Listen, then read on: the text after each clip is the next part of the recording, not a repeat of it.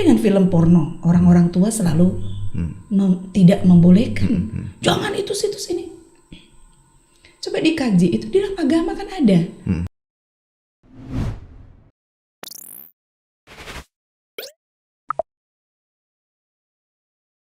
Akhirnya aku kedatangan lagi dengan guru yang agak gokil.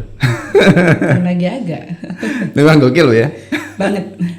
Kemarin abis ikut lomba apa di International Research Teacher Competition.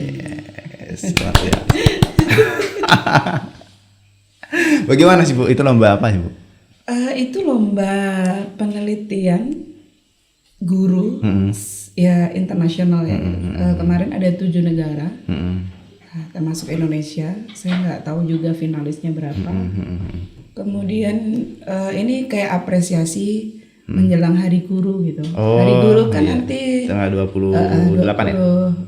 25 November ya. Kalau nggak salah. Iya. Jadi itu apresiasi begitu bagaimana guru-guru bisa berkiprah untuk pendidikan. Jangan aja bicara tentang kita bisa penelitian ini tapi dia tidak melakukan penelitian terlebih dahulu. Jadi kalau mau bicara tentang penelitian, Anda harus penelitian dulu. Baru Anda tahu gitu kan. Itu yang mendasari untuk penelitian itu mengangkat tentang apa sih? Local wisdom, kearifan lokal di Kabupaten Sanggau. Kearifan lokal itu kan salah satu ciri suatu wilayah ya, di mana ada banyak fenomena yang muncul, yang terjadi. Banyak itu, ada budaya, sumber daya alam, sumber daya manusia, kemudian lifestyle, kehidupan orang. Itu bisa menjadi salah satu topik pembicaraan dalam perlombaan itu. Penelitian itu. Jadi apapun itu produknya nanti ada IPS, humaniora, ada teknologi rekayasa, kemudian ada juga IPA, sains itu berangkat dari pemikiran-pemikiran lokal atau kearifan lokal di suatu wilayah atau daerah itu. Berarti kalau memang Ibu mengangkat seperti itu, artinya banyak dong orang-orang yang sebenarnya berpikir kepada hal-hal yang demikian. Nah, hanya saja yang secara mungkin persentasenya yang lebih banyak itu orang-orang yang ya hanya sekedar apatis lah gitu ya. Nah, ini yang menjadi sebuah fenomena di mana aku juga sendiri agak sedikit gelisah gitu ya. Sementara di Sanggau ini pertumbuhan orang, maksudnya yang tingkat kelahiran juga bakal banyak nih. Nah, artinya gini, seolah-olah dengan kondisi pandemi seperti ini orang menjadi pasrah, kemudian ya mereka juga tidak ingin bertanya atau membuat karya, seperti itu. Menurut Ibu, pandangan Ibu seperti apa? Kalau menurut saya sebagian orang, jadi ada namanya era disrupsi, di mana orang dipaksa untuk mau nggak mau di saat pandemi ini harus menguasai teknologi. Semua bidang lah ya, tidak hanya di dunia pendidikan.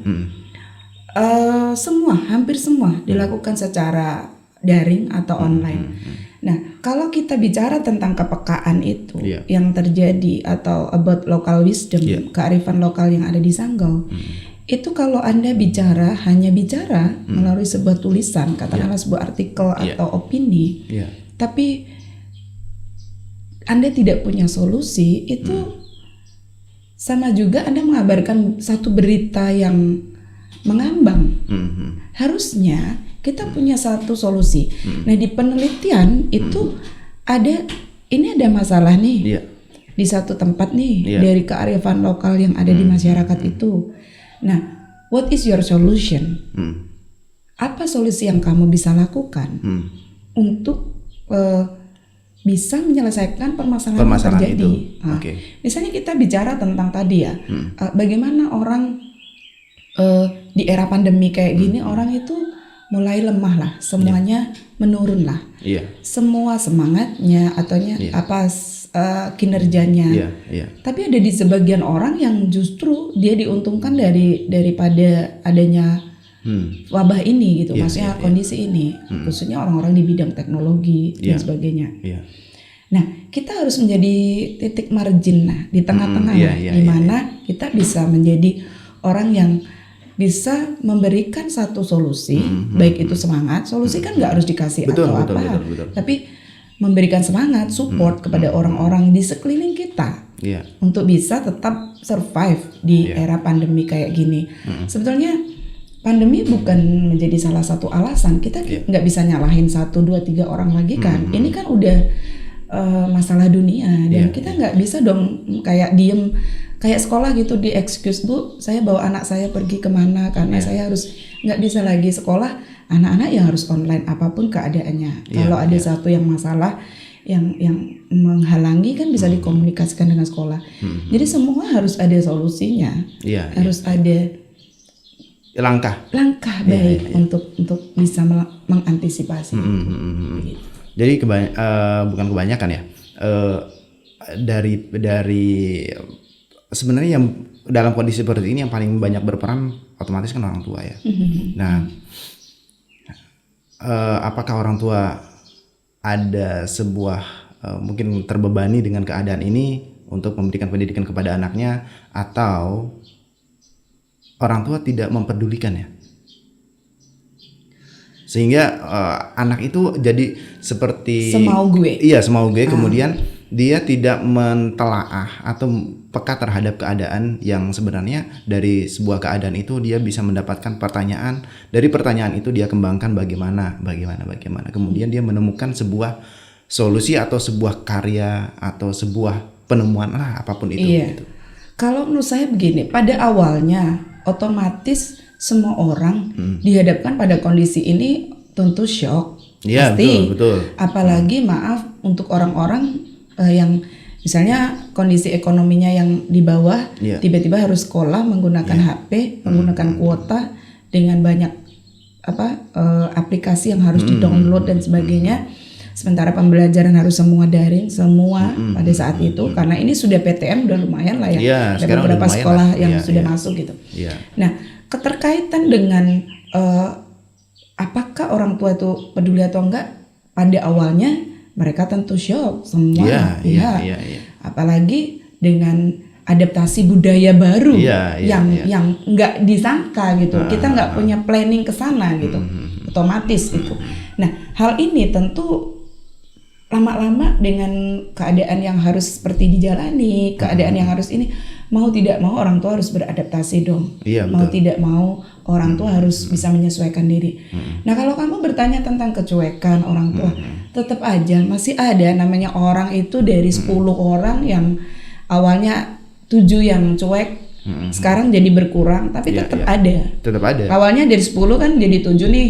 7 menjadi 6, 6 menjadi 5, menjadi 3, tapi tetap ada yang emang saya nggak tahu, kadang-kadang saya juga bingung gitu, kenapa mereka tidak memperdulikan itu, padahal kan itu sudah menjadi kebutuhan anak untuk masa depan, bahwa pendidikan itu bukan lagi sesuatu yang istimewa. Mungkin pada zaman dahulu sekolah tinggi itu adalah istimewa, tapi sekarang tuh sudah menjadi kebutuhan, sudah menjadi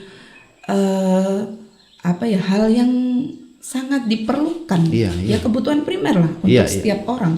Karena dari pendidikan itulah kita bisa survive tentang kehidupan di masa depan. Begitu. Nah, jadi aku ingin menarik ke arah parenting barangkali. Mungkin ada satu di usia yang masih anak, di mana pola pikirnya atau kecerdasan seorang anak ini perlu dipola gitu ya. Nah, sangat harus dipola. Biasanya dengan kondisi seperti ini orang tuanya sibuk dengan berbagai kerjaan dia, apalagi dengan pendidikan dia, harus menghandle pendidikan anaknya juga. Terkadang anak pada saat masa perkembangan otak itu kan banyak bertanya. Nah, sejauh ini apakah itu dipicu dari kesibukan orang tuanya sehingga anak itu kalau bertanya bisa langsung dikat sama orang tuanya gitu ya. Mungkin dia tidak mampu untuk menjelaskannya, atau mungkin tingkat emosi pada saat anak itu bertanya dia sedang tidak baik gitu kan, yang pada akhirnya si anak itu memutuskan, ya kita bertanya sama orang tua nggak malah aku dimarah gitu ya. Atau mungkin nggak jawabannya nggak itu gitu, nggak signifikan. Sekarang gini, saya kembali bertanya kepada orang tua ya, seluruh orang tua yang ada. Sangat mudah menjadi orang tua kok. Betul. Gitu. Betul. Tapi sangat sulit untuk mendidik. Iya. Anda bisa saja melahirkan 3, 2, 4, 6 anak-anak. Tapi beban moral jadi orang tua adalah mendidik. Nah, orang tua ini harusnya kan sering tuh bilang nggak ada waktu, bapak aja kerja, ibu aja kerja gitu. So kenapa Anda melahirkan anak kalau Anda tidak punya waktu? Yeah. Harus ada konsekuensi. Kalau kamu merasa saya bekerja, jangan. Mereka juga bekerja loh. Anak-anak ini bekerja sesuai versinya, sesuai kemampuan dia, gitu. Contohnya begini, seorang anak yang kehilangan, dia sedih karena kehilangan salah satu pensilnya di sekolah, atau di rumah dia kehilangan pensilnya, dia sedih berkepanjangan. Orang tua dengan santainya mengatakan cuma pensil aja ditangisin. Itu sudah salah satu doktrin di mana Anda tidak mendengarkan anak. Mungkin hal sepele, kamu nggak bisa. Orang tua tuh nggak bisa mengukur lah. Kamu kan ini cuma kayak gitu, nggak bisa. Bagi mereka itu adalah sebuah kesulitan besar. Karena harta anak seorang anak umur 5 tahun katakanlah, itu pensil itu harta dia terbesar. Pada saat itu. Pada saat itu, gitu. Makanya menjadi orang tua adalah bisa menjadi anak. Tapi kalau anak untuk menjadi orang tua nggak akan pernah bisa, gitu. Jadi orang tua itu harus masuk ke kehidupan mereka, menyelami sedalam apa perasaannya dia. Maksud sih sejauh ini Anda yang melahirkan, Anda nggak tahu raut muka mimik anak Anda pada saat sedih, pada saat dia bahagia, pada saat dia jatuh cinta, pada saat dia menyembunyikan sesuatu. Maksud Anda nggak tahu. Kalau Anda tidak tahu, Anda harus sekolah lagi. Ada nggak faktor yang karena ini kan bisa jadi mungkin dari faktor alam bawah sadar yang dulu si orang tuanya itu pernah digitukan sama ibunya? Ya, bisa jadi. Tentu tidak semua orang punya background pendidikan atau background psikologi yang baik. Tapi coba Anda membaca. Manusia itu sering dikalahkan egonya dia. Kalau gua diperlakukan dulu kayak gitu, ya udahlah. Ini yang membahayakan. Sementara lu berpikir bahwa anak itu adalah aset, harta kamu ke depannya. Kok kamu nggak care gitu? Nggak peduli dengan anak itu. Peduli dengan anak itu hartamu suatu saat nanti loh. Jadi gini, kalau ada kain, anak itu kayak kain, dipola nih, dipotong, salah mola, salah motong, salah jahit, aduh dibongkar. Begitulah dia nanti. Aduh nggak bisa dong, dibongkar bisa, tapi kalau udah dipola jahitannya segitu mau dikembangkan lagi, nggak bisa, yang ada dikurangi. Maka kenapa orang tua itu tolong sisihkan waktu Anda malam ataupun siang ataupun WA doang, ataupun kalau dia lagi itu semangatin, gitu. Misalnya gini, anak Anda tuh sekarang lagi di posisi mana? Ujian misalnya, ulangan, atau dia kuliah, atau WA aja, abang, mas, semangat ya, mamanya bisa mendoakan. Itu udah jadi kayak spirit air surga lah ya. Memperhatikan juga ibu saya gitu. Mama tuh peduli sama saya gitu. Nah, ini yang kadang-kadang mereka orang tua tuh, alah cuman ujian nggak bisa. Nggak bisa. Makanya dia butuh support batin nih. Iya, support batin, ketenangan, kenyamanan di rumah. Rumah itu adalah, jadikanlah rumah itu yang pertama dan utama bagi mereka, sehingga mereka merasa nyaman di rumah, nggak cari keluar. Jadilah orang tua yang bisa menjadi teman saat dia punya masalah, saat dia punya apa. Saya rasa semua orang tahulah mimik anaknya itu sedih, atau ada beban, atau gelisah. Dari itunya coba kita baca buku, baca apa, jadi orang tua untuk anak umur 1 tahun, untuk anak umur 3 tahun, untuk 5 tahun, untuk anak teenager, untuk anak laki-laki, untuk perempuan itu berbeda cara didiknya. Karena gini Bu, ada pernah saya melihat ya di depan mata saya, dia mungkin dia baru menikah juga, baru punya anak, bukan baru menikah, baru punya anak, ya kan? Yang kemudian ya sekarang dengan menjamurnya fenomena games dan sebagainya gitu. Nah, dia lebih mementingkan games dia ketimbang anaknya yang tidak mendapatkan pendidikan. Pendidikan itu kan tidak hanya sekedar kamu sekolah hari formal. Ini, ya formal. Misalnya di dalam rumah juga, kamu jamnya ngaji, kamu jamnya belajar, kamu jamnya ini. Bisa saja mungkin anak itu jenuh dengan keadaan yang terlalu formal seperti itu. Kemudian si anak itu bertanya tentang, Pak, kenapa kok ini kapal-kapalnya kalau di atas air bisa terapung gitu ya. Nah, terus si bapaknya main game. Kemudian, Pak, kapalnya bisa naik semut kok. Semutnya naik kapal-kapalan yang pakai kertas. Kemudian tuh dia bisa jadi nakodanya. Itu kan sebuah imajinasi buat anak ya kan. Nah, anak pada saat itu dia butuh teman untuk bercerita. Nah, tapi itu dikalahkan dengan games dia.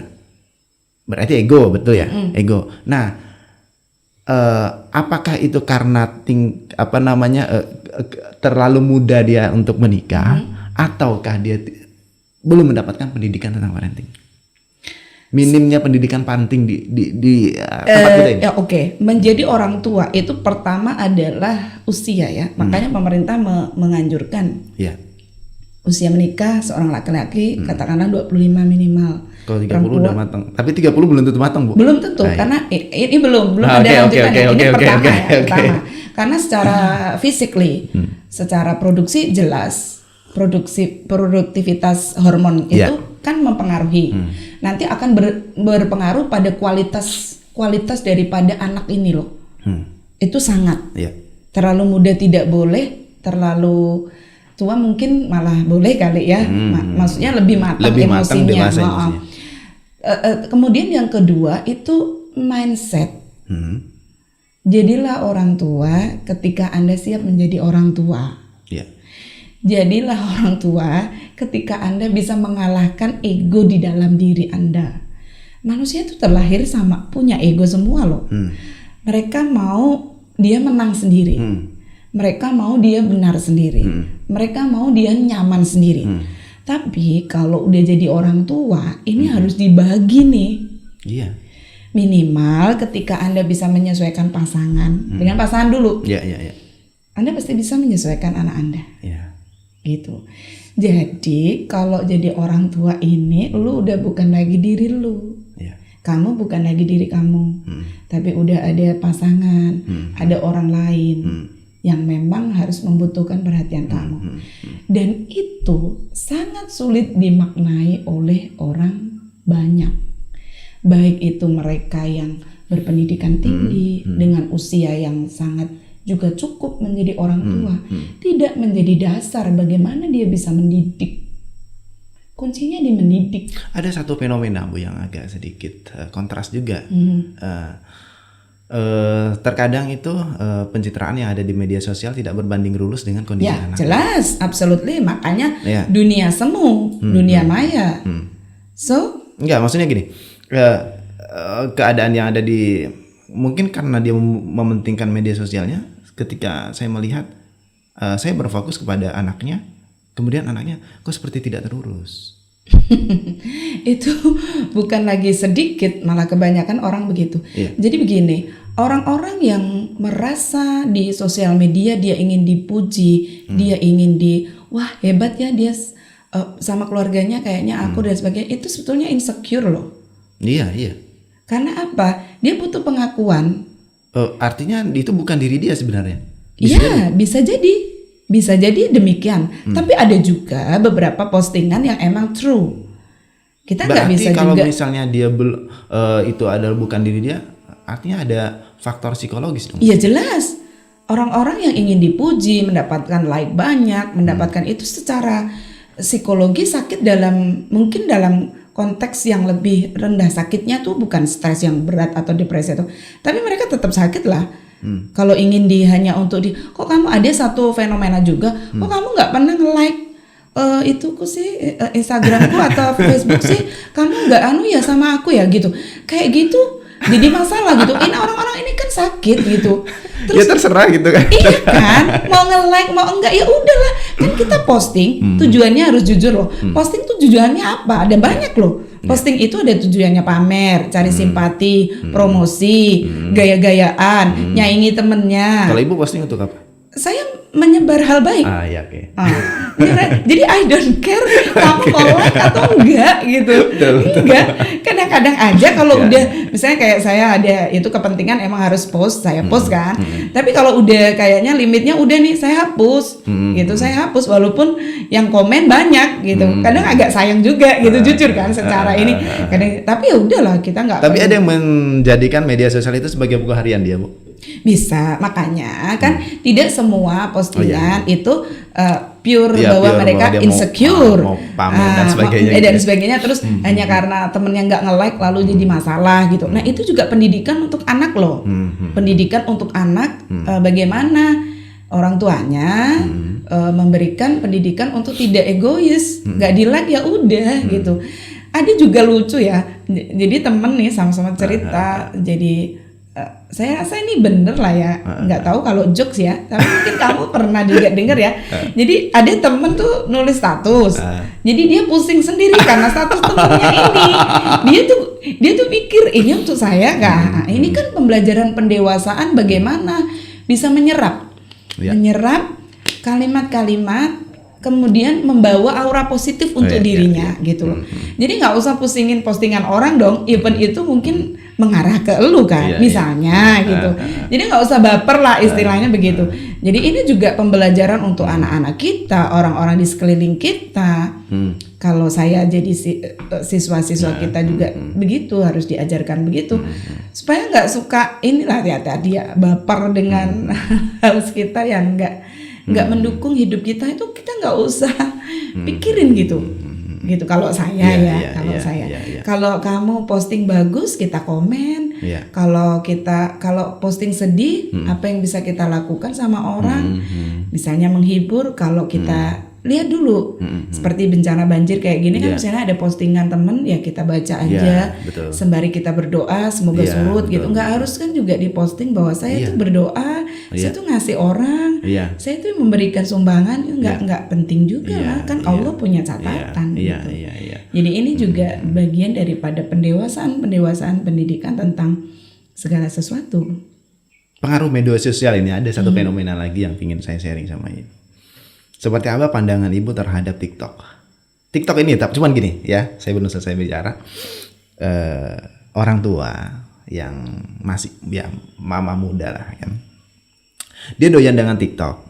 Nah kemudian dia bermain TikTok dan anaknya sudah mulai tumbuh untuk berpikir, ya kan? Dia melihat postingan mamanya yang begini-begini. Seperti apa pengaruh anak terhadap kondisi itu? Menurut Ibu? Apa dampaknya nanti bakal ke depan? Sangat panjang dampaknya. Makanya para ibu-ibu, orang tua yang TikTok, tolong dipikirkan lagi ya. Maksudnya TikTok itu kan ada banyak versi ya. Iya. Tidak harus. Kita mau melihat dulu apa versi TikTok yang emang positif atau negatif. Secara perhitungan, saya pernah berdiskusi ini mungkin 2 tahun yang lalu ya sebelum TikTok seviral ini. Saya berdiskusi dengan mahasiswa teknologi dari IPB. Dia mengatakan bahwa TikTok ini emang salah satu aplikasi yang dijual dengan tujuan profit. Tergantung orangnya. Macam gini lah, air ini kan dijual nih. Ini mau untuk apa? Ini mau diminum untuk kesehatan, untuk minum obat, atau ini untuk meracuni orang. Bisa dong. Bisa. Dengan ditambahin apa-apa. Sebut racun lah. Nah, sedemikian juga TikTok.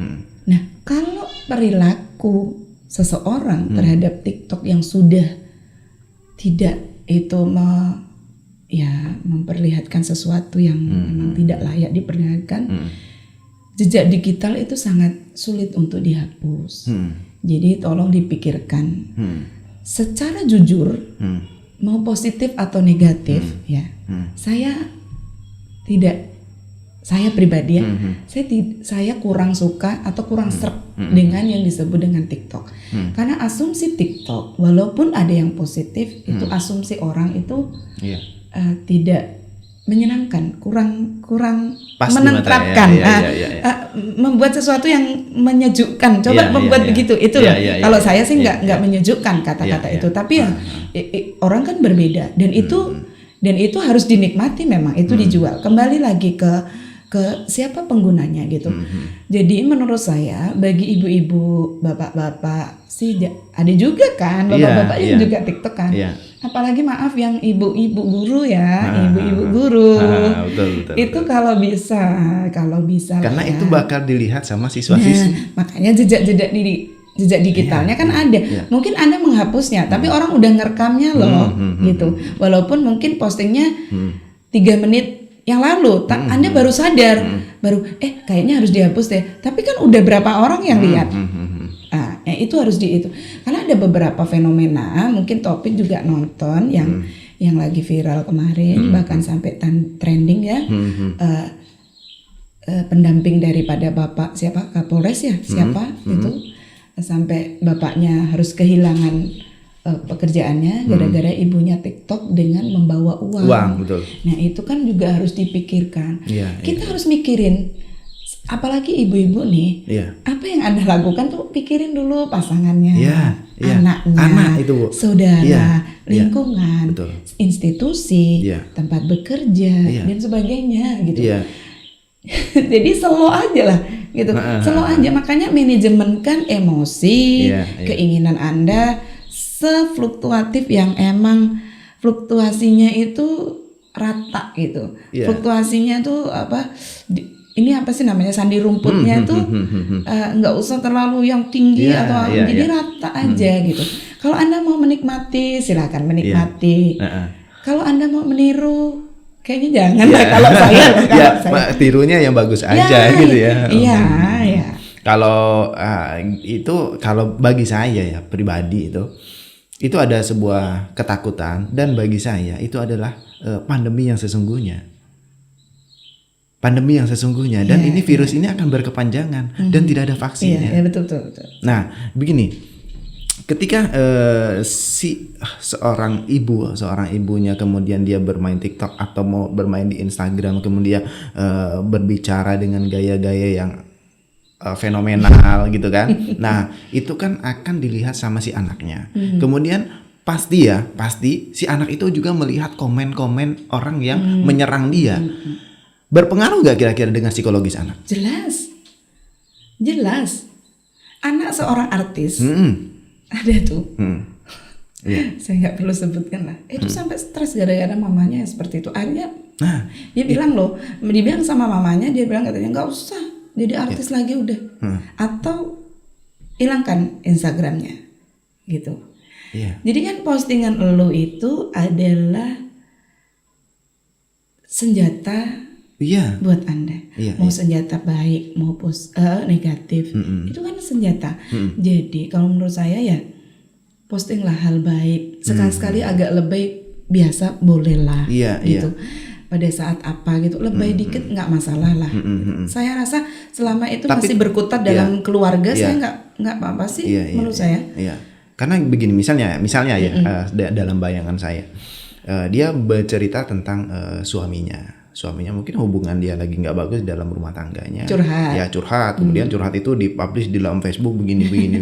Kan anaknya tahu mami ada apa sih sama papi misalnya kayak gitu kan.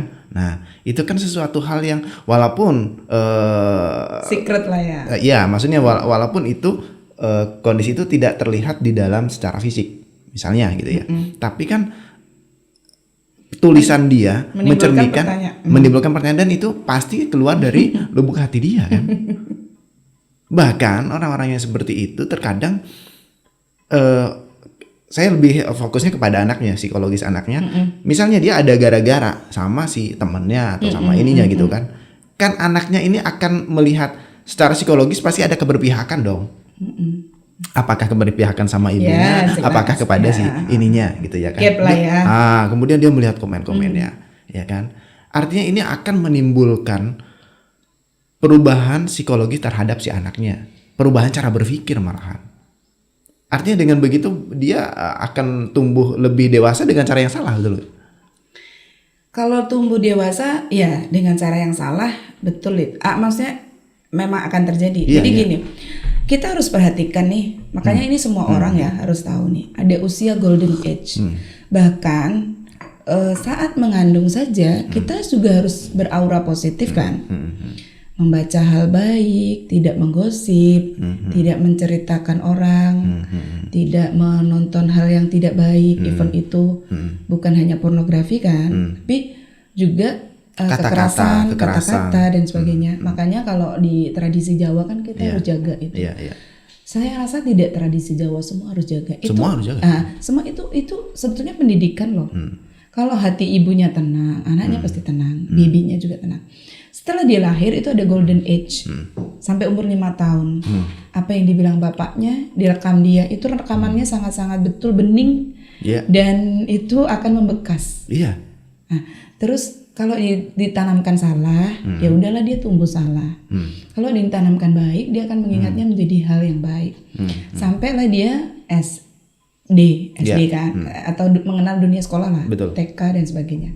Nah itu harusnya lingkungan itu bahaya. Nah orang tua harus masuk lebih dalam. Jadi orang tua itu jangan merasa anakku udah besar kok, nggak apa-apa lah, dibebasin aja atau nggak usah diawasin lagi. Tidak ada hal berhenti untuk orang tua mengawasi anak. Even dia udah menikah dan punya anak pun, orang tua adalah orang tua yang terus akan memantau anaknya. Nggak ada itu. Udah selesai tugas saya, sarjana kan anaknya, udah selesai tugas mama, kamu nggak ada. Tidak ada. Orang tua yang baik adalah dia yang bisa masuk ke kehidupan anak yang sesungguhnya. Dan dia menjadi diri anak itu. Dia menjadi diri anak itu, dia merasakan apa yang anak itu rasakan. Dulu kalau tahun-tahun 90-an itu ada P4, Bu. Ya. P4 di sekolah kan? P4 di sekolah. Pendidikan. Tapi bukan pengamalan Pancasila. Ya. P4. Selain P4 tuh di lingkungan PKK ya. Kalau di desa Karang Taruna, kalau di desa-desa itu kan ada ibu-ibu berkumpul, kemudian itu ada penerangan gitu ya kan, penerangan gitu kan. Itu tuh menurut saya itu sesuatu hal yang mestinya harus ada lagi. Harusnya ini kan parenting kan, isinya parenting, kemudian ada sih pendidikan kepada anak, isinya tentang cara memaksimalkan peralatan rumah tangga, lingkungan, ada apotek hidup dan sebagainya. Iya betul, ada apotek hidup dan sebagainya, semuanya itu dibahas di situ. Itu masih ada nggak sih sekarang? Atau sejenisnya gitu? Ada, masih ada seperti PKK atau apa itu ada. Cuman mungkin, nah ini care ya, care orang-orang terhadap hal seperti itu tuh udah jadi nggak tren lagi, sehingga mereka merasa bahwa kalau ikut kegiatan itu sepertinya mereka bukan orang-orang yang sedang dalam hit. Kalau anak-anak nyebutnya nggak hit lagi gitu. Mereka lebih bisa, mereka kan ngomong kayak gini, ya inilah kejamnya globalisasi ya. Mereka kan ngomong apa sih materinya? Oh, nggak apa-apa, kita nongkrong aja dulu. Nanti kan bisa searching di Google, kita cari aja gitu. Iya kalau searching. Padahal kan bukan itu, tapi interaksinya, Anda berkomunikasi dengan orang lain, Anda care sama orang lain, Anda bisa merasakan empati lah ya, simpati, empati kepada orang lain. Sebetulnya kan nilai-nilai itu yang dibentuk. Iya. Ya itu tadi, orang-orang pada zaman sekarang, orang-orang hidup pada zaman sekarang, mereka itu lebih kepada memilih yang instan gitu. Ya udahlah nggak usah gitu, itu nggak apa-apa, nanti bisa searching di Google, atau sekarang ada live di YouTube, atau juga itu disiarkan di Instagram, bisa mereka juga melihatnya gitu. Jadi ini kembali ke konsep-konsep awal, gimana orang tua tuh nggak boleh gitu. Bilang sama anaknya nggak boleh gitu. Gitu. Tapi saya kalah. Ada seorang orang tua bilang, saya kalah dengan anak saya lebih galak. Saya ngomong satu paragraf gitu, dia udah 5 paragraf. Loh kok bisa? Lingkungan berarti? Pertanyaannya bukan lingkungan. Anda membiarkan. Pada saat anak membantah, Anda membiarkan. Itu dari awal loh itu. Makanya model demokrasi diskusi, mengajak anak bicara. Anak saya pernah terlambat pulang sekolah, terlambat. waktu SMA terlambat, pulangnya jam 3 tanpa pemberitahuan. Jadi lebih dari jamnya. Apa yang saya lakukan? Enggak, saya pukul. Saya tanya, dari mana? Dia udah gemetar itu. Dia gemetarnya bukan dengan saya, malah dengan bapaknya. Dia udah ketakutan. Dia udah mengaku dosa dulu. Saya pergi ke ini, maaf saya nggak bisa nggak izin karena saya nggak bawa HP. Sekolah kan nggak boleh bawa HP. Jadi saya terlambat ini. Dia udah ngaku duluan. Saya hanya mendudukkan dia aja dong. Tapi berarti kan kalau kayak gitu kan ada pola awal. Iya, pola awal, makanya kan ibu bilang harus dipola. Memotong kain itu sangat hati-hati. Betul nggak pola anak ini? Taufik, anak-anak itu beda. Ada anak nomor 1, nomor 2, nomor 3. Orang tua tuh nggak bisa pakai silabus, pakai kurikulum, pakai RPP yang sama. Nggak bisa. Padahal dilahirkan dari kita, tapi karakternya berbeda ya. Sama. Karakternya beda. Jangan perlakukan mereka maksudnya apa ya? Disamain atau juga jomplang gitu. Lebih memilih sama ini karena dia punya potensi yang lebih besar. Enggak bisa. Anda approachment sama si A, si nomor 1 ini dengan teknik metodologinya kayak gini. Yang kedua metodologinya kayak gini. 3 metode. Kenapa? Sekarang saya balik tanya. Kenapa kamu nggak pernah mikir kan? Dulu ada orang tua punya anak 11 yang di Jogja itu. Jadi semua dokter, satu aja insinyur. Kenapa bisa? Ibunya hanya seorang biasa, bapaknya PNS udah meninggal pada saat pendidikan penting juga belum tentu dia menguasai semuanya. Ibunya bukan seorang yang intelektual dengan gelar yang maksimal, dengan jabatan yang maksimal. Tapi pendidikan orang tua dulu beda, Bu. Tidak ada beda. Anda menyentuh nggak ranah anak itu? Iya. Anda menyentuh nggak sampai ke dasar hatinya? Dia akan tahu. Anak itu keluar, pergi ke Pontianak, ke Jogja, kemana. Kalau konsepnya orang tuanya ini udah betul, ya anak-anak biasalah melakukan kesalahan. Tapi dia akan kembali ke relnya. Kenapa? Karena Anda memiliki dia. Anda masuk ke kehidupan dia dan anak itu menempatkan mama, papa tuh nomor 1. Ya nomor 1 Allah Pak, pastilah.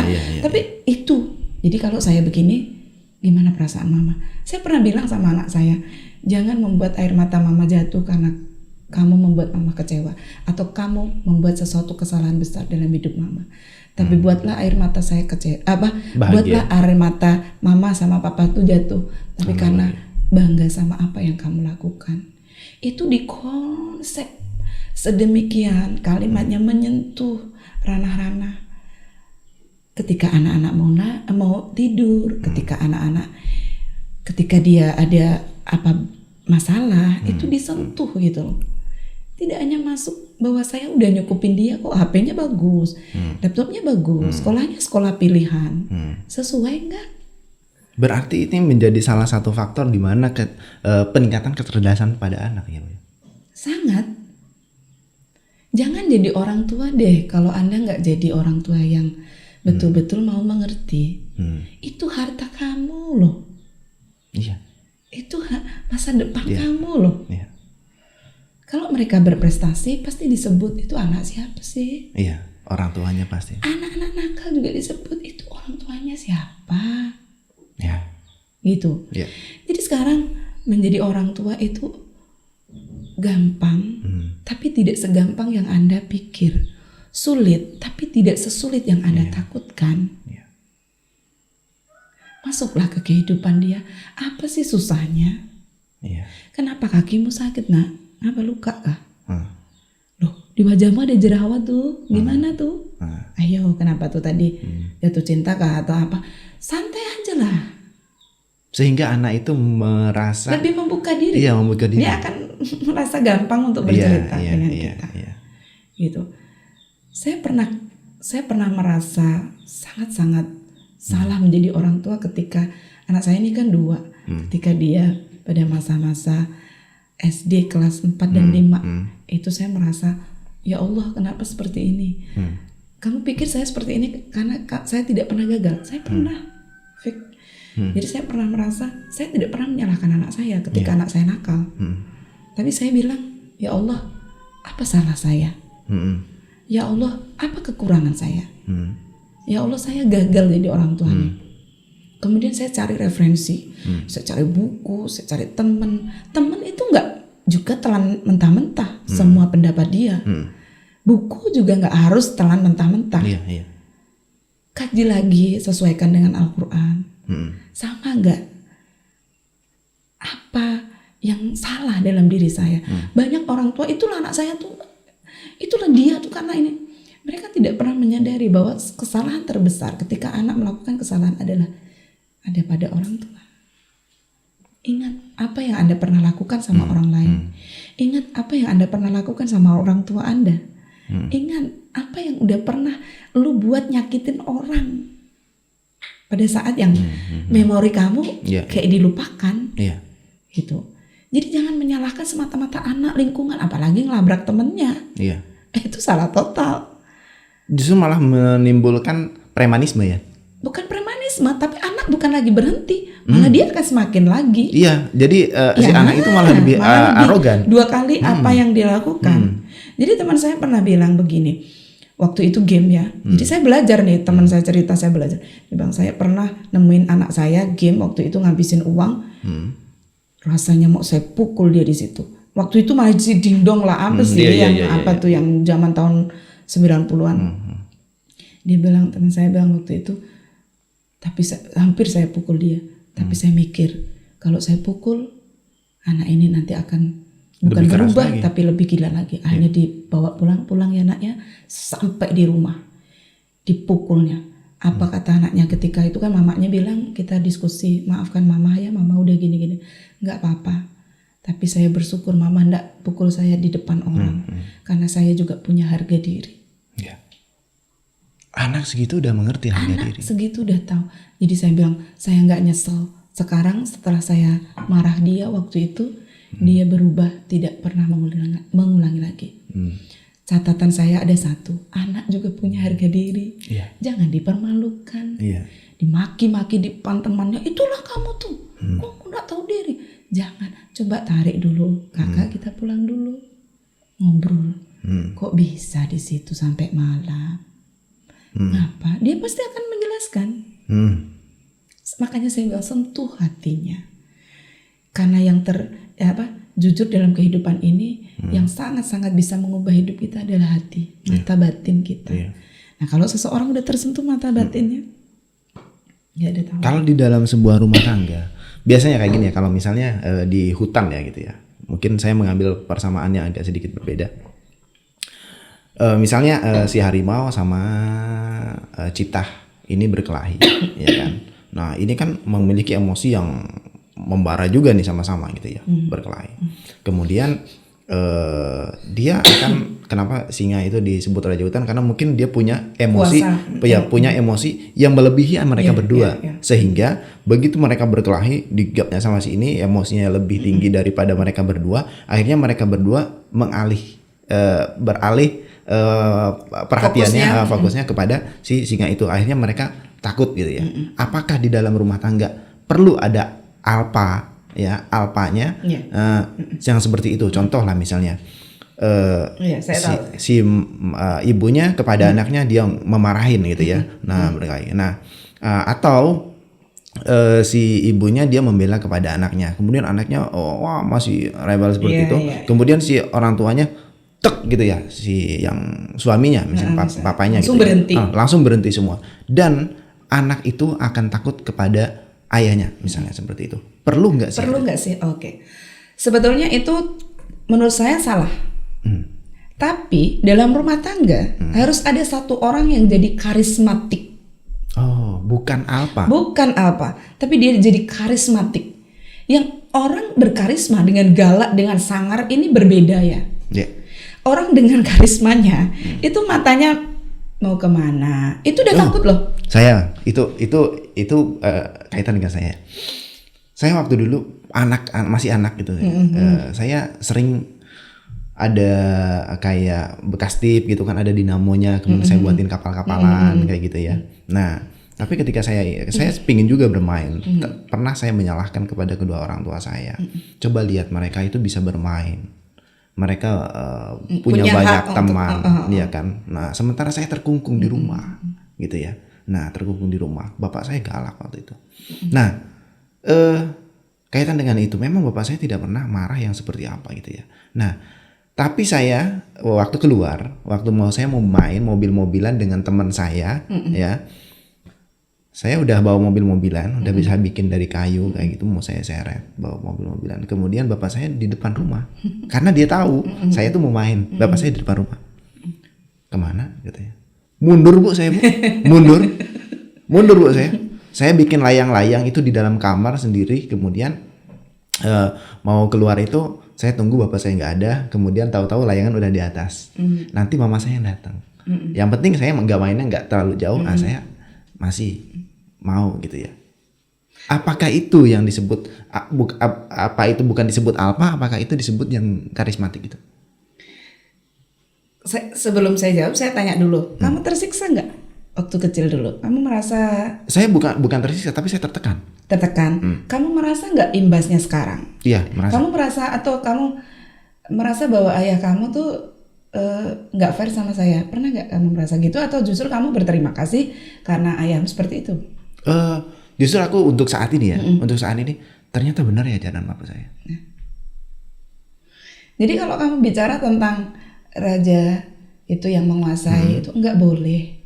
Tidak ada yang menguasai. Rumah tangga itu dibangun itu kan karena lu sayang sama pasangan sayang sama kamu. Kita kan saling menyayangi. Kok ada yang mendominasi? Ya nggak bisa lah. Tetapi tentu ada kepala keluarga.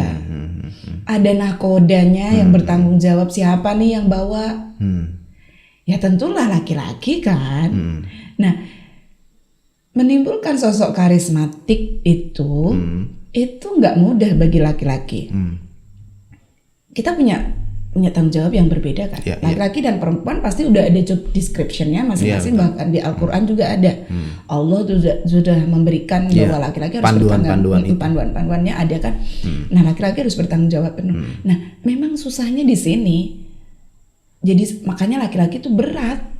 Iya. Saya juga heran kenapa lu cinta Luna bisa berubah begitu. Ya karena dia karena dia mungkin takut menghadapi tantangan itu. Jadi, hal-hal seperti ini yang harus dipelajari. Makanya laki-laki harus banyak baca bukunya tuh. Kalau perempuan tuh segini, laki-lakinya harus segini. Karena ini jadi sosok yang karismatik, yang dia lewat aja auranya tuh udah ya, menggetarkan hati anak gitu loh. Gitu. Dan itu harus maaf ya, jangan jadi laki-laki yang takut sama istrinya atau apa gitu ya. Nah, ini harus jadi aura positif untuk anak-anaknya, khususnya orang tua itu kan role model. Dimana apa yang dilakukan orang tuanya akan menjadi sorotan anak-anaknya. Gitu. Makanya saya kembali lagi, orang tua itu nggak mudah, tapi tidak sulit yang Anda pikirkan gitu. Kita banyak buku, banyak sharing, banyak baca, banyak menelaah tentang fikih, tentang kajian-kajian. Kita kan tahu kok bagaimana menjadi orang tua yang tidak ada sesempurna hidup ini, tidak ada sempurna lah. Mendidik anak pun tidak ada yang saya akan mendidik anak menggunakan metode ini, tidak ada. Ikutilah apa anakmu, perkembangan anakmu, dan jadikanlah mereka itu adalah orang-orang yang spesial dalam hidup kamu. Kalau kamu sudah menempatkan mereka spesial di hidup kamu, maka anak-anak secara otomatis akan menempatkan spesial juga di hidupnya. Iya. Nggak mungkin enggak. Betul. Gitu. Jadi mendidik anak itu slow aja. Saya sangat-sangat tidak suka memukul, maksudnya pendidikan dengan keras. Memukul, jam segini kamu harus pulang, jam segini kamu tidak boleh keluar, jam segini kamu berteman dengan orang. Saya tidak suka. Saya lebih suka temenmu bawa positif atau negatif. Kalau negatif ya nggak apa-apa, ambil positifnya. Di sela-sela negatif kan ada hal yang positif. Iya. Di sela-sela hal negatif positif pasti ada kekurangannya. Nah, kita harus jadikan anak kita tuh bisa mengambil benang merah itu. Dari awal itu udah dikasih tahu supaya begitu. Dibawalah empati. Kayak gini, kemarin saya bawa si kecil berkeliling-keliling. Saya bilang itu orang itu akibat banjir. Kamu kasihan nggak? Kakak nggak lihatnya gimana? Kasihan nanti anaknya kepanasan, jualnya di luar kayak gitu kan pedagang-pedagang. Atau saya bawa ke tempat yang berair, itu teman-temannya ikut renang-renang gitu, kamu nggak ikut? Enggak ah. Kenapa? Airnya kotor mama kan itu bercampur dengan itu. Nggak apa-apa nanti kan bisa banyak. Enggak gitu. Kamu kasihan nggak sih lihat rumah terendam? Iya gitu. Terus kakak bisa apa? Berdoalah, minta sama Allah gitu. Hal-hal kecil harus kita tanamkan supaya memang ada semacam benang merah yang bisa diambil sesuai umur mereka lah, sesuai kemampuan anak. Cara memberikan sebuah pelajaran kepada anak itu supaya anak itu menjadi, yang balik ke topik awal tadi itu, menimbulkan pertanyaan kepada anak. Maksudnya kritis. Seperti supaya anak itu kritis gitu ya. Nah, dalam melihat sesuatu yang ada di pandangan mereka gitu ya. Apakah dengan cara orang tua itu memberikan pertanyaan kepada anak ataukah memberikan kesimpulan kepada anak? No. Cara bagaimana membuat anak kritis itu sudah saya tulis di penelitian saya yang kemarin itu. Ya alhamdulillah saya dapat medali gold ya, emas. Mungkin itu yang menarik jurinya ya. Karena ada pendekatan approachment to the children gitu. Jadi saya ada 3 rumus tuh. DHA. Dengarkan, hargai, terus anggap. Udah belum orang tua ini? Prinsipnya hanya 3 kok. Kalau anak ngomong mak, nanti minta kau nih. Udah nggak dengarkan, mak. Di dada saya nih agak nyeri. Alah kamu tuh, makanya nggak usah ngembun. Coba dengarkan dulu. Terus hargailah. Anak-anak tuh punya, tadi saya bilang harga diri. Hargai. Dia minta katakanlah, itu kamu nggak pernah kerja. Bilang gini, kamu minta apa? Bantulah papa dulu, bantulah mama dulu. Even nyuci piring, nyapu, atau ngangkat semen, hargailah. Jadi supaya ketika dia bisa menghargai orang tuanya, bagaimana cara mencari duit, dia akan menghargai duit ini. Dia akan mikir nih, kalau minta-minta nih mikir nih. Oh iya, bapak saya kerja seperti ini. Enggak perlu sebetulnya, ibu kan enak berpendidikan, jadi paham tentang, enggak. Belum tentu kan? Enggak harus berpendidikan. Enggak harus. Terkadang ini menjadi sanggahan, Bu. Slow, pokoknya didik anak tuh slow. Yang ketiga nih anggap dia itu ada. Selama ini kan suka hati kau lah. Kau mau pulang, mau ndak pulang, itulah mama dan tak sanggup lagi. Kok Anda ndak sanggup? Kenapa Anda bisa melahirkan? Kenapa Anda sanggup melahirkan? Rumus ini sederhana loh. Dengarkan. Kamu punya waktu kok. Nggak bisa saya sibuk jam segini. Nggak ada lah. Sibuk atau enggak itu kan diatur diri kita. Saya jam 9, jam 10 saya cek anak saya. Mas, lagi ngapa mas? Kadang-kadang saya biasalah memeluk-meluk gitu anak-anak. Mereka butuh juga. Kadang-kadang tidur di sampingnya, duduk di sampingnya. Apa yang kamu pikirkan tentang anak-anak yang sekarang ini? Biasalah ngobrol-ngobrol santai gitu. Jadi gini mah, anak-anak mulailah mereka beropini. Dan itu kita biarkan untuk dia berkembang. Kadang-kadang kita kasih kasus. Ini nih kayaknya banjir ini karena ini. Belum tentulah. Itu juga karena ini. Mereka lama-lama kan. Kita ajak aja berdebat gitu ya. Berdebat sehingga dia berpikir kan. Berdebat sesuai dengan kapasitas dia. Kapasitas dia, umurnya, ininya apa yang lagi tren yang sekarang ini, misalnya kayak kejadian Vanessa Angel yang itu kita ada banyak sisi positifnya kan. Misalnya tidak mengendarai hanya untuk sebuah konten viral dia mengendarai mencelakakan orang lain, kan ada banyak. Itu bisa jadi trending topik yang kita bicarakan sama anak-anak. Nah ini yang saya mau warning buat orang tua, punyalah waktu untuk anak. Bohong Anda enggak punya. Sangat-sangat bohong gitu. Saya tuh juga sibuk Ibu ini sibuk dari pagi, harus ngurus, nggak ada pembantu kan di rumah, nggak ada, ngurus si kecil, pergi ke kantor, belum lagi tugas-tugas sekolah, belum lagi saya harus membimbing anak-anak, ini masih dalam proses penjurian sampai bulan Desember nanti. Jadi saya juga waktu saya banyak di rumah berpikir, tapi saya gunakan, saya korelasikan semua itu dalam satu kegiatan, dalam satu waktu saya bisa mengerjakan 4 atau 3 pekerjaan selesai. Gimana caranya? Gitu.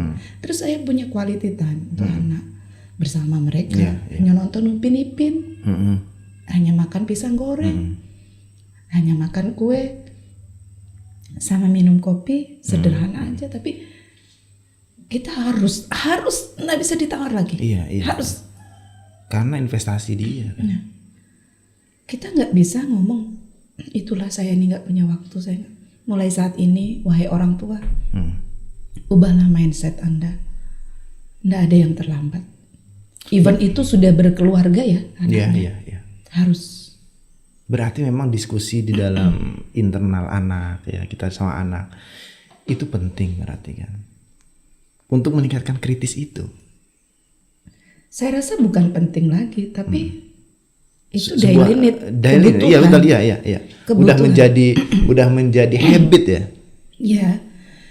Jadi jangan lagi penting, udah jangan penting, itu bukan nggak penting. Sudah seharusnya ada. Sudah seharusnya nempel. Gitu. Kalau penting kan, kepentingan itu menjadi hal yang apa ya? Apa sih maksudnya? Walaupun orang itu tidak bisa, tapi harus itu kan, gitu. Kalau ini enggak, memang harus nempel ke kehidupan anak-anak, gitu. Makanya saya bilang begini, saya sering pesan sama anak-anak yang ada banyak lah, walaupun saya orang yang mungkin terlihat gokil gitu, tapi banyak orang-orang yang ke rumah diskusi masalah, Bu saya menikah, Bu saya ada masalah ini, Bu saya ini, apa yang harus saya lakukan gitu. Jadi itu satu hal yang bisa membuat hidup kita tenang adalah ketenangan diri kita sendiri menghadapi sesuatu.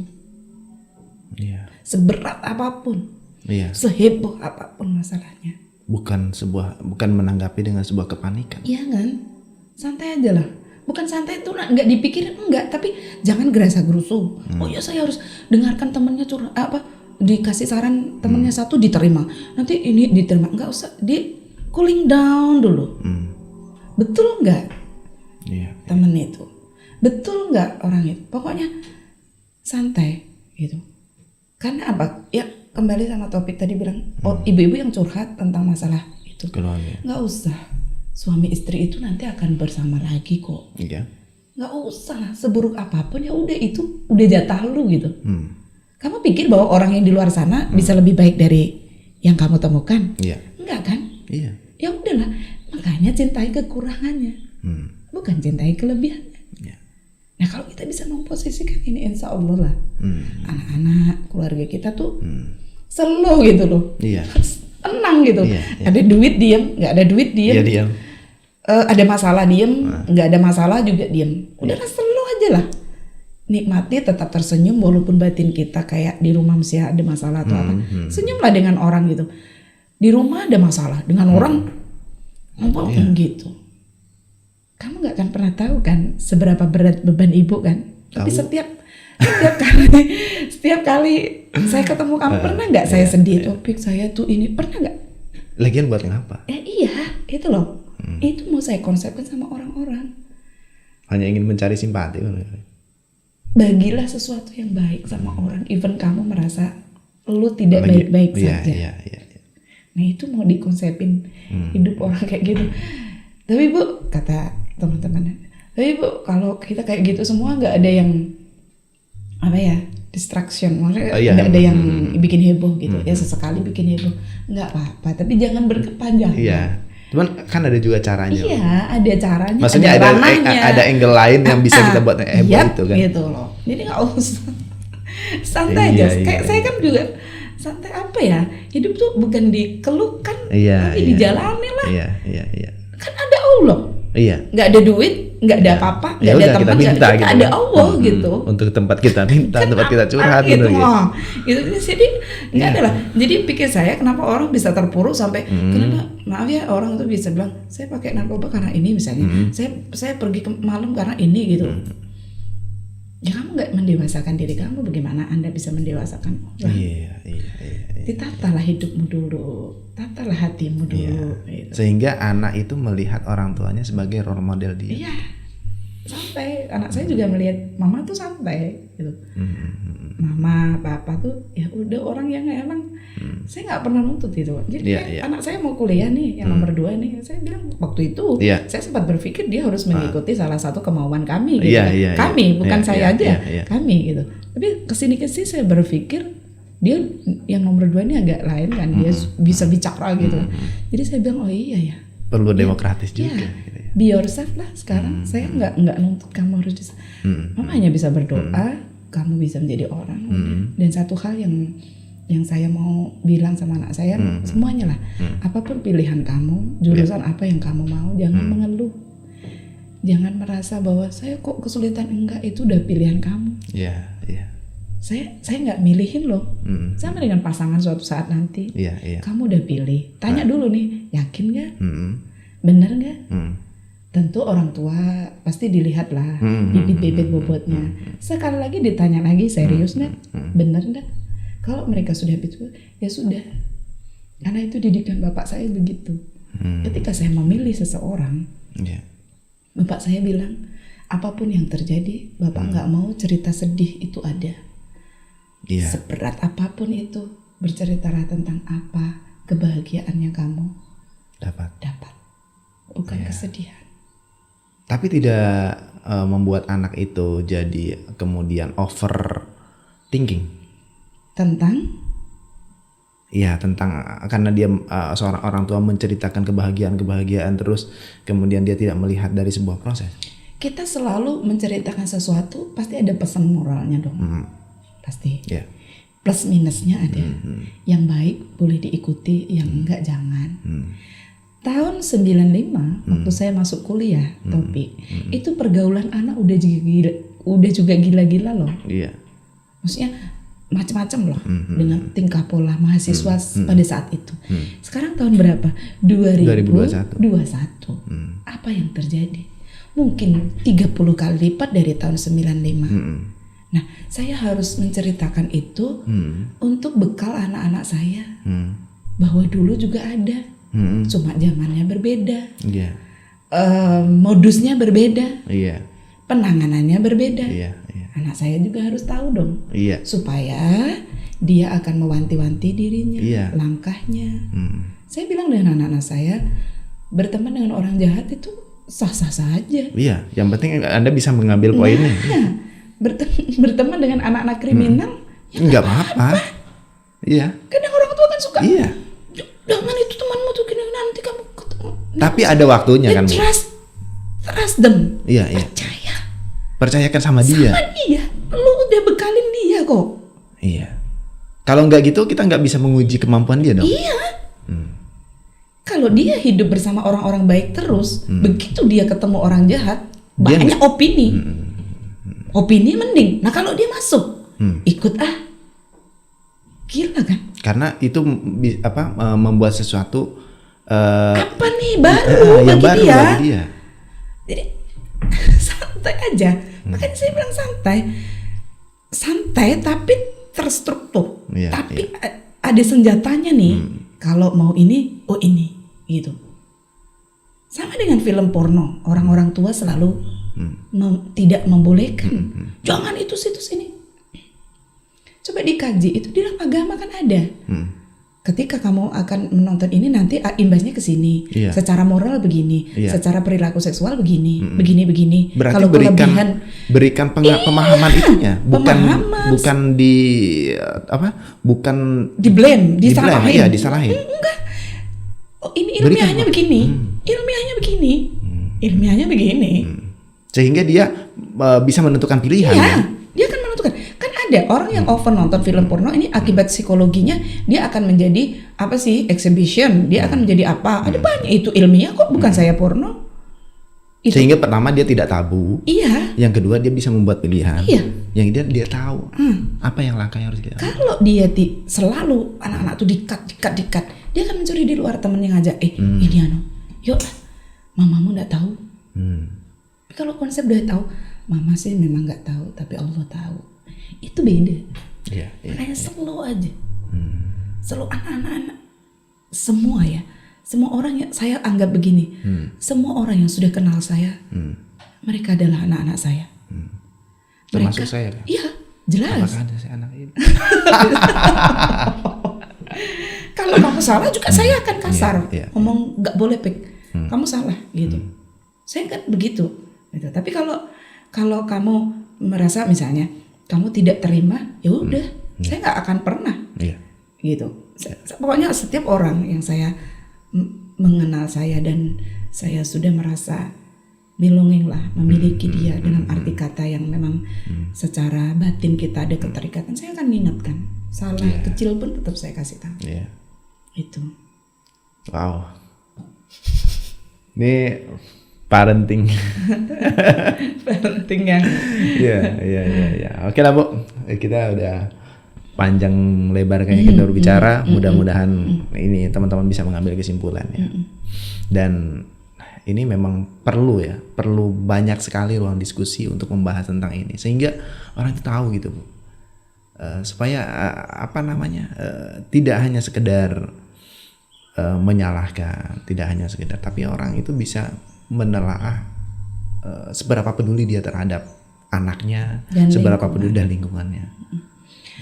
Seberapa banyak seminar dan diskusi yang pernah Anda ikuti, tapi kalau Anda tidak menyadari, kalau Anda tidak mau mengubah mindset Anda, semua akan menjadi nol. Ilmu itu bukan hanya dibaca, ilmu bukan hanya didengarkan, tapi dipraktekkan untuk hal-hal yang baik. Anak-anak itu adalah juga cermin daripada diri kita. Produk anak-anak itu adalah cermin diri kita. Makanya sangatlah hati-hati, pikirkan berapa juta kali untuk melakukan satu hal yang mungkin menurut Anda itu nggak apa-apa kok, cuma gini gitu. Pikirkan berkali-kali sehingga tidak membuat orang lain kecewa, tidak membuat orang lain beropini, tidak membuat orang lain merasa Anda adalah orang yang tidak layak untuk diteladani. Pikirkan itu. Oke, thank you Bu udah datang. Sama-sama. Kita berbicara yang sesuatu hal yang sangat intens ini. Oke, terima kasih. Assalamualaikum warahmatullahi wabarakatuh.